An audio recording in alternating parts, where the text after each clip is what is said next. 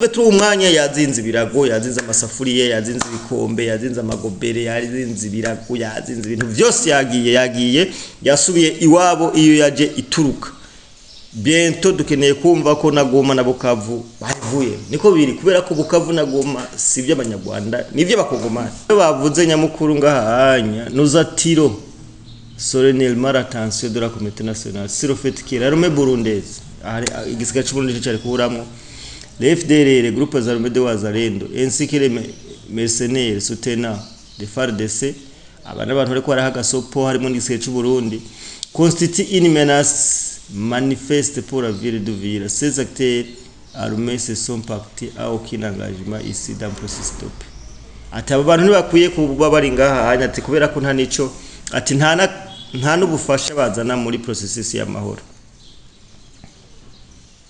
Aso babanarije aso titre les présence et les activités représentent une menace. Ati iyo bari ngaha ati ibikorwa byabo n'ibintu bizana menace gusa bizana menace. Ati aso les présence et les activités représentent une menace directe et immédiate non seulement pour les populations civiles. Ati ibikorwa byabo ntibizana umutekano muke gusa ku banyagihugu, mais également pour le processus stop. Ati biranahungabanya processus y'amahoro et pour la stabilité générale dans son ensemble. Ati kavuga ati ukuba presence y'abasirikare b'u Burundi FDLR, Wazalendo, FARDC n'aba mercenaires bafasha FARDC kuba bari muri Uvira bizana menace ikomeye cyane ku banyagihugu bo muri Uvira, ikongera ikazana igatuma processus y'amahoro itagenda neza, meme naka karere ntigatekane kubera abo bantu. Ariko turazi neza ko yes mundira kandi twaramutse mwebwe mwese mudukurikirana abari mu Burundi hanze y'u Burundi, turabahaye mwaramutse namwiriwe biravana umwe wese naho aherereye. So turakora sabone cyangwa subscribe no bikore kugira ngo ibintu bibandanye kugenda neza cyane. Today is another day, another blessing, another beautiful day. Ni umunsi udasanzwe kuri mwebwe, ni umunsi udasanzwe kuri twebwe. Mumeze neza, nizere ko muguwe neza, nizere ko mumeze neza mu banyu no mu vyanyu. Ego imbere byose tubaza kubashimira abo ufata kanya ukaraba ibiganiro tugushikiriza ukagira ico ushikirije muri faso ntange turagushimira cyane. Ego nivyo agateka kuri twebwe. So turi kwigenekerezo ya 16 kwezi no kwa mbere mu 2026 tuje ngaho kugira ngo tubasangize amakuru ari karavugwa mu burasirazuba bwa Kongo. Inkuru yari uno munsi ni inkuru ishushe cyane, ariko imbere yuko twinjira mu kiganiro nyezina reka twongere tubashimire cyane tubahamagarira kugira sabone ikiganiro gikunze ugira partage ukagisangiza mugenzi wawe kugira ngo ibintu bibandanye kugenda neza cyane. Uyu munsi rero hari makuru tuza kuvuganira ku nkuru iri kiravugwa cyane gose, ni AFC M23 yoba yarekuye umuji wa Uvira. Niyo nkuru umwanya iri kiravugwa mu itangazo bashize hanze, turaza kuri basomera kugira ngo mubandanye mumenya ibiriko biravugwa hana hariya. Ego imbere kandi twinjire mu kiganiro nyezina tutabarandiriye kugira ngo tukurikize umwanya mudusaba kugira ngo ibintu bigende neza cyane. Ngira ntangure tuze gusesangura turabe igituma M23 irekuye ku nshuro ya kabiri, ku nshuro yabo ya kabiri bararekuye Uvira. Bwa mbere bari babitangaje, ariko iperereza ry'u Burundi na Kongo ribona ko ari nkinamico ariko baragira. Baravuze ati turarekuye Uvira turagiye, bivanye nuko Trump yari yategetse ko bova muri Uvira. Ku inshuro ya kabiri kubera ki none M23 yemeye kurekura umuji wa Uvira? Eske bo bagiye canke ni yamayiri nyene bo bari barakoresha? Tubirabire hamwe, ariko imbere ko tuja mu busesanguzi ntangere reka tubanze tubasomere itangazo ryasohowe na Alliance Fleuve Congo rirongwe na Corneille Nangaa. Mbo riravuga riti Goma le 15 janvier 2026 à Monsieur Antonio Guterres, secrétaire général des Nations Unies à New York. Desubirumvikana ko bandikiye umunyamabanga mukuru secrétaire général wa Nations Unies umuryango Nations Unies ya mise à la disposition objet mise à la disposition de la communauté internationale de la ville d'Uvira. Mutwa majambo bimukane ko ari gusubiza Uvira mise à la disposition de la communauté internationale de la ville d'Uvira. Le ministère secrétaire général faisait suite à notre décision du 15 décembre 2025 relative au retrait de nos forces de la ville d'Uvira ainsi qu'à notre correspondance référence M23 CENI Japa vers 12 janvier 2026 adressé à madame la représentante spéciale du secrétaire général des Nations Unies en République démocratique du Congo, par laquelle nous avons formellement invité à la MONUSCO à assurer la protection des populations civiles de la dite ville conformément à son mandat. Bavuze nti bivanye nuko twabisabwe twahisemwo kurekura umujyi wa Uvira tuha canke tusigire MONUSCO ko aribo bakwiye kwasira umutekano w'abene gihugu bo muri Uvira. Animé par le souci constant de lever toute ambiguïté quant à notre bonne foi, à notre attachement sincère au cessez-le-feu en vigueur, ainsi qu'à notre engagement résolu en faveur d'une résolution pacifique politique à la crise. Ibi babikoze ngo kugira ngo bashobore korohereza mu bicuka kibi gihari mw'intambara iri muri Congo. Notre organisation, l'Alliance Fleuve Congo Mouvement du 23 mars, a décidé à ce jour de placer officiellement la ville d'Uvira sous la responsabilité pleine et entière de la communauté internationale. L'Alliance Fleuve Congo Mouvement du 23 mars yahisemwo kuno munsi umujyi wa Uvira kuwusigira communauté internationale. La communauté internationale ngira muravyumva ni ukwirinda kuvuga gute umuryango mpuzamahanga ariko no bivuga babandanije baravuga nti à compter de cette date notre organisation désengage l'unité d'observation et de monitoring qui attendait organiser la remise et reprise de la ville avec la force neutre et décliner toute responsabilité quant à la sécurisation de cette importante agglomération de la province de Sud-Kivu.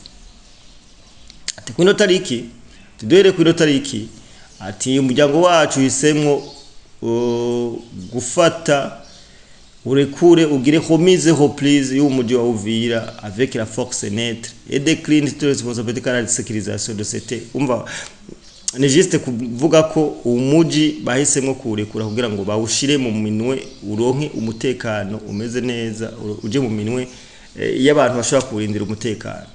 Il incombe désormais à la communauté internationale dans le cadre de ses responsabilités de ses engagements d'assurer la protection des populations civiles et à quoi tagagasopoda la préservation de la paix ainsi que la sécurité de l'ensemble des habitants d'Uvira sans aucune discrimination.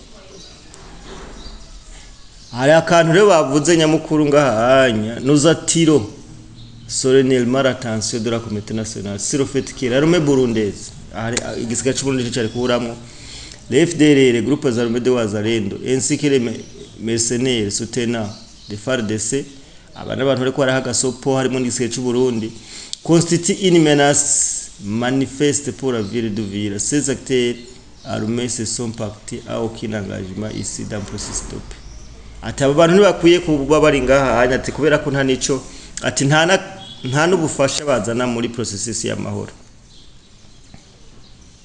Aso babanarije aso titre les présence et les activités représentent une menace. Ati iyo bari ngaha ati ibikorwa byabo ni ibintu bizana menace gusa bizana menace. Ati aso les présence et les activités représentent une menace directe et immédiate non seulement pour les populations civiles. Ati ibikorwa byabo ntibizana umutekano muke gusa ku banyagihugu mais également pour le processus de paix. Ati biranahungabanya processus y'amahoro et pour la stabilité générale dans son ensemble. Ati kavuga ati ukuba presence y'abasirikare b'u Burundi FDLR, Wazalendo, FARDC n'abamercenaires bafasha FARDC kuba bari muri Uvira bizana menace ikomeye cyane ku banyagihugu bo muri Uvira, ikongera ikazana igatuma processes y'amahoro itagenda neza, meme n'aka karere ntigatekane kubera abo bantu. Ariko turazi neza ko Burundi buri hariya kugira ngo bugire gute buzana amahoro. Ariko urumva ko AFC M23 ikivuga ko abarundi ari wa mbere bateza akajagari, mugihe tuze abantu ariko harica abantu hariya ni bande. Turangiza. Dans ce contexte préoccupant, il apparaît indispensable que la communauté internationale assume pleinement ses responsabilités et veille au déploiement rapide d'une force véritablement nette de la ville de Uvira, afin d'éviter que celle-ci se bascule à nouveau dans le chaos de violence. Avuze ati turizera neza ko la communauté internationale igiye gukora bino bintu mu buryo muri Uvira atazosura kubaho ico bita violence, ibintu nyene bihatazosura kuba desordre muri Uvira. Ni kuvuga ko igikorwa cyose bagishinze communauté internationale baci barangiza bavuga ati la présence des marches entreprises en toute responsabilité et inscrit dans notre volonté claire de préserver les civils, de consolider le cessez-le-feu et de créer les conditions de paix durable. Ati ibi babikoze kugira ngo bashobore kubahiriza umunyagihugu, bahagaritse ingwano, bahisemo no créer des conditions d'une paix durable fondée sur le dialogue. Ati duhisemo kugira conditions z'amahoro zihagaze ku biganiro, kubahiriza amasezerano mpuzamahanga et les principes du droit international humanitaire. Ati n'agateka kazina muntu muri rusange. Nous vous prions d'agréer, monsieur le secrétaire général, l'expression de notre très haute considération. Murumva ibyo bavuze, reka duse n'abasasangura kubera iki M23 yihisemo kuva muri Uvira. Reka se n'abasasangura M23 nive muri Uvira kubera yahashaka, yavuye muri Uvira kubera yagondojwe. Muri 2012 M23 yarigeze gufata gushika nahigira Karime hariya, ariko bose baragize barasubiye inyuma. Mu kiganiro navuze ryari ejo naravuze nti M23 yatsindaro muri Uvira si wabo. Kijya gihugu si cy'abanyarwanda, kijya gihugu ni cy'abakongomani. That is why mubona ibyo bagira byose bisa nko kwidigadiga. Bisa nko kwidigadiga kubera ko aho tugeze hari ibihugu bidashobora kuvogera ibindi bihugu. Kubera ko Rwanda se Amerika. Na Amerika ivyo yakoze ntibiciye mu muco. Hari amategeko hariho ingingo mpuzamahanga itarekurira ko ikindi gihugu kivogera ikindi gihugu. Rero ivyo Rwanda rwakoze kwari kuvogera igihugu ca Kongo. Niyo mpamvu nabuze nti ahanye barahatse indaro hano sahi wabo. Ikindi ca kabiri, muraze neza kino ntambara yagomba ibe iyakarere. Nubwo itarahera completement, nubwo bishobora no kuba. Sinibaza ko M23 yari kuresista ku bihugu bishika kuri binga. Hagiyemo na Tanzania meme. Sibaza ko yari kuresista. Rero bagize igikorwa ciza kandi bagize no President Kagame yiyumviriye neza kubera ko ibi bintu byo muhindukiriye bikamubera ikintu umururatse, byo mubereye ikintu kibi cyane.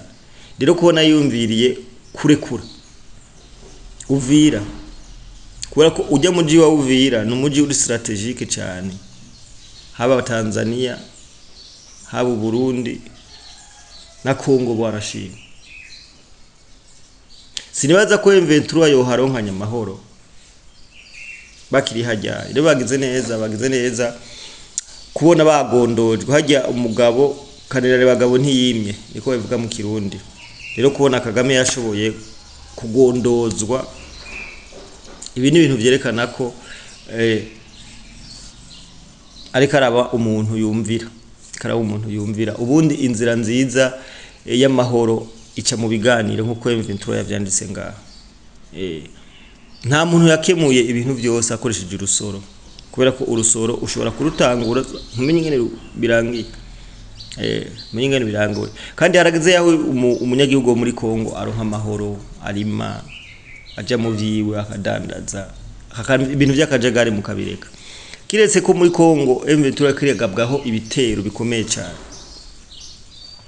kiretse ko muri Kongo M23 yarigeramiwe yafashe n'ingingo nziza kubera ko uyu muriro ntiyari kukira kubera ko dufite amakuru menshi yingene ingamba ziko ziragenda muri Kongo ukuntu abana b'u Rwanda bariko barahonera so nuko rero M23 umwanya yazinze ibirago yazinze amasafuriye yazinze ibikombe yazinze amagobere yazinze ibirago yazinze ibintu byose yagiye yasubiye iwabo iyo yaje ituruka biento dukeneye kumva ko na Goma na Bukavu bavuye niko biri kubera ko Bukavu na Goma sivyo abanyarwanda nivyo bakogomana nico gituma batateza kuhava ni ngombwa bahave ku nguvu canke kuneza kunabe bategeza kuhava so turabakunda cyane wowe turakora subscribe no ikore kugira ngo ibintu bibandanye bigenda neza cyane ukabukoze kino kiganiro ugifata ugisangize abandi mu kugira partage turabakunda cyane ciao